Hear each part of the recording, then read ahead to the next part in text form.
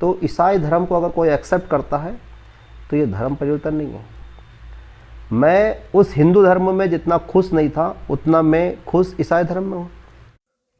आप सभी मसीह भाई बहनों को प्रभु यीशु मसीह के नाम में जय मसीह की। भाइयों बहनों, इस वीडियो में भाई सन उज्जवल ने अपनी टेस्टिमनी को शेयर किया है और उन्होंने बताया है कि किस तरह से वो प्रभु यीशु मसीह में आए, किस तरह से उनका विश्वास प्रभु यीशु मसीह के ऊपर बढ़ा, और साथ ही साथ अंत में, इस वीडियो के अंत में बहुत ही अच्छी बात हम लोगों को बताते हैं जो आज के मसीही लोगों को ज़रूर सुनना चाहिए। तो भाइयों बहनों, इस वीडियो को ज़रूर लास्ट तक देखिए और इस भाई के द्वारा सुनिए कि कैसे परमेश्वर ने इनके जीवन में काम किया है।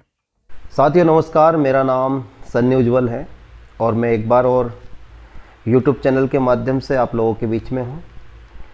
मैं आज एक बात पूछना चाहता हूँ आपसे, ख़ास करके उन हिंदू भाइयों से जो छत्तीसगढ़ में, बिहार में, यूपी में, मध्य प्रदेश में और संपूर्ण भारत के अलग अलग राज्य में कलीसियाओं पर अटैक करते हैं, चर्च के पासवान को परेशान करते हैं और उनके ऊपर धर्म परिवर्तन का केस लगाते हैं, धर्म परिवर्तन का आरोप लगाते हैं।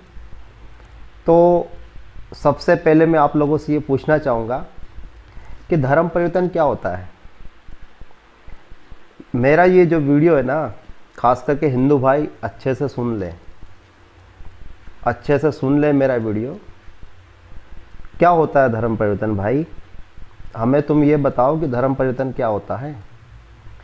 चलो ठीक है, मेरा नाम सन्नी उज्जवल है, मैं मालवा का रहने वाला हूँ, ठीक है, और मैं भोपाल के अंदर रहता हूँ।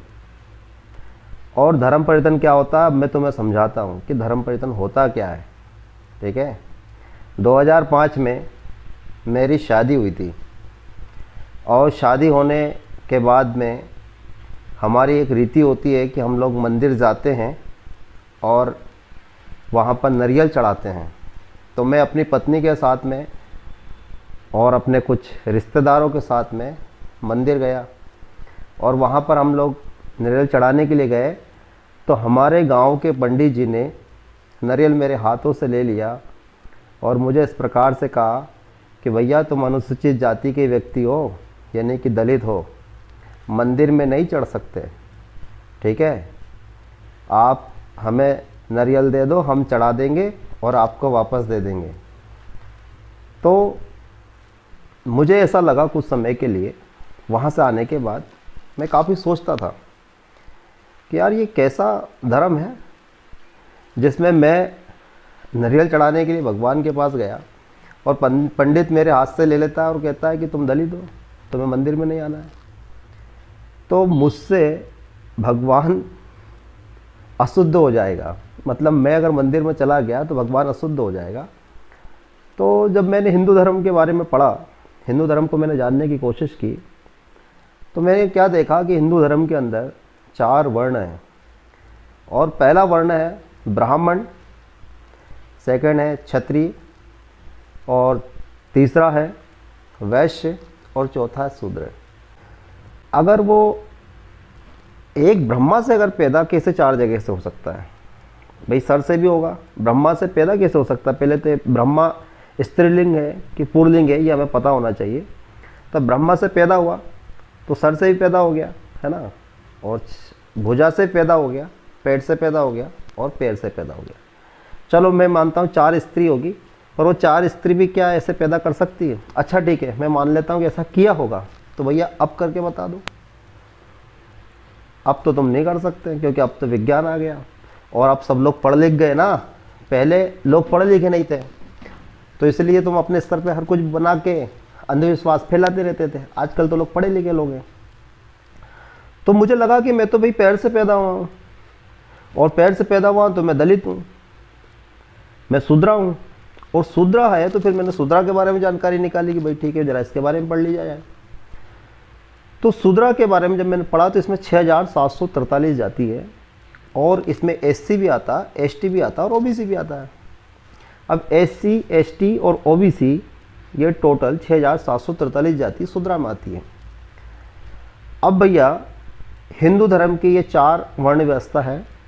अब इसमें ये बताइए कि ब्राह्मण आपस में शादी करता है, ठाकुर आपस में शादी ब्याह करता है, बढ़िया अपने आपस में शादी ब्याह करता है।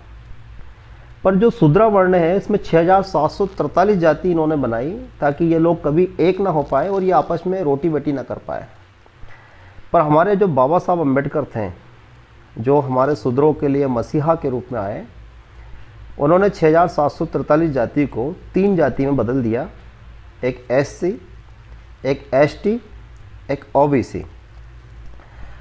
अब भाई हम तो SC वाले हैं और मैं तो सभी SC भाइयों से और ST, SC और OBC भाइयों से ये निवेदन करूँगा कि काल्पनिक चीज़ों को मत मानो, एक सच्चाई को मानो जो सत्य है और सत्य को अपनाओ, ठीक है।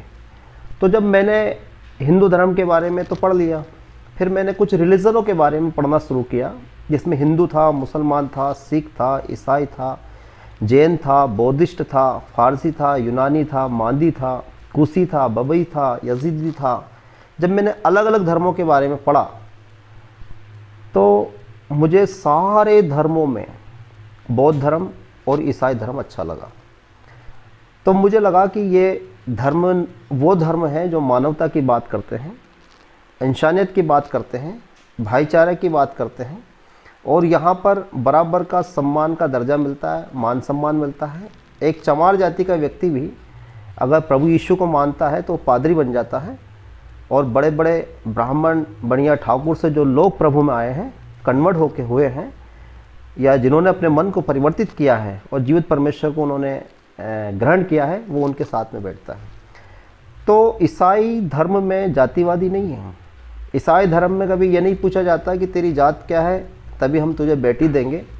तो ईसाई धर्म में रोटी और बेटी है, यानी कि मानवता प्रथम है। और ईसाई धर्म ने पूरे वर्ल्ड को, पूरी दुनिया को स्वास्थ्य दिया है, शिक्षा दी है, समानता दी है, एडमिनिस्ट्रेशन दिया है, कानून दिया है। तो ईसाई धर्म को अगर कोई एक्सेप्ट करता है तो ये धर्म परिवर्तन नहीं है। मैं उस हिंदू धर्म में जितना खुश नहीं था उतना मैं खुश ईसाई धर्म में हूँ।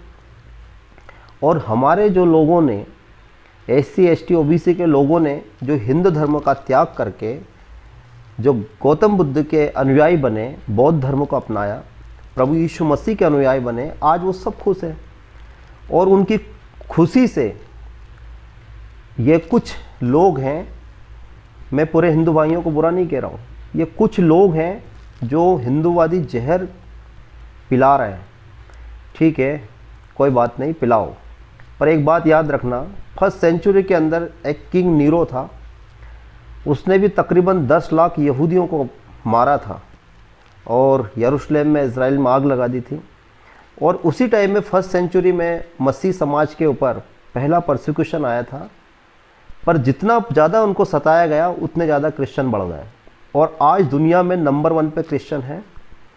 तो इसलिए इन्हें सताना बंद करो, वरना ये भारत 2040 तक क्रिश्चियन बन जाएगा। तुम पूरी ताकत लगा लोगे तब भी नहीं रोक पाओगे, क्योंकि बाइबल का वचन ही ये कहता है कि तुम जितने सताए जाओगे उतनी जल्दी जल्दी परमेश्वर का वचन बढ़ेगा, उतनी जल्दी जल्दी लोग परमेश्वर में आएंगे। और मैं एक बात और पूछना चाहता हूँ, अभी छत्तीसगढ़ के अंदर लेटेस्ट एक घटना है जिसमें पास्टर प्रकाश के चर्च में 40-45 लोग एक साथ चले जाते हैं। वो अपने ही देवता की मूर्तियों को ले जाते हैं और वहाँ पे वो तोड़ते हैं, फेंक देते हैं, फाड़ देते हैं और कहते हैं पास्टर को कि तुमने इनका अपमान किया। वहाँ के पासवान को परेशान करते हैं, उन पे FIR दर्ज करवा देते हैं झूठी, और वो खुद ही तोड़ रहे हैं, वो खुद ही उसको फोड़ रहे हैं। अब बताओ एक पास्टर कभी ये करेगा? क्योंकि पास्टरों को ये सिखाया ही नहीं जाता है। जब पास्टर बाइबल कॉलेज में अपनी शिक्षा लेता है तो उसको बाइबल के वचन इस प्रकार से सिखाए जाते हैं कि अगर कोई तुम्हें इस गाल पर झापट मारे तो तुम ये गाल भी फेर देना, समझे? इसलिए कभी भी कोई क्रिश्चियन किसी को नहीं सताता है, समझे? परंतु ये लोग जाके ज़बरदस्ती उनको परेशान करते हैं।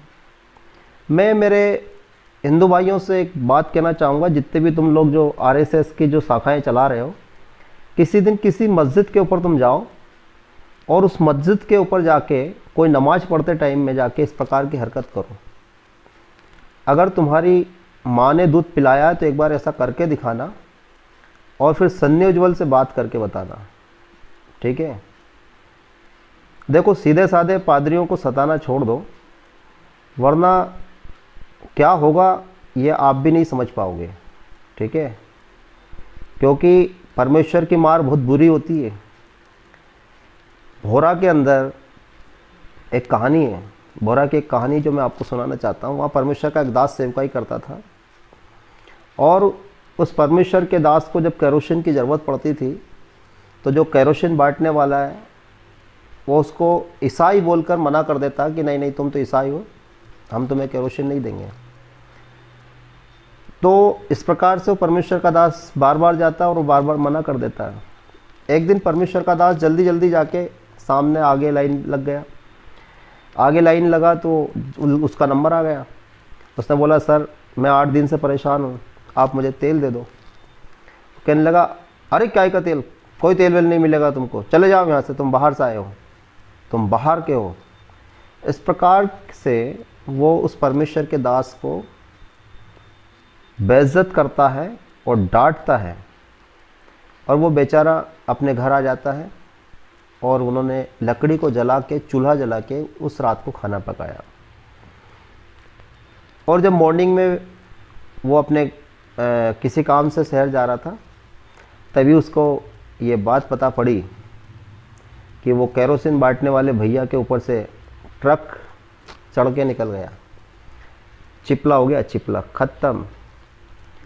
हमारा बाइबल में इस प्रकार से लिखा है, परमेश्वर यहोवा कहता है, जो आकाश और धरती पूरी कायनात का खुदा है, वो ये कहता है कि तुम नहीं मारना, तुम मारना मत, क्योंकि तुम मेरे दास दासी हो, मेरे बेटे बेटी हो, तुम मुझे क्रोध करने का मौका देना। तो इसलिए भैया, मेरे हिंदू भाइयों, परमेश्वर के क्रोध से डरो और कलीसियाओं को सताना बंद करो। मसीह लोगों से उलझो मत, वरना उलझ ही जाओगे।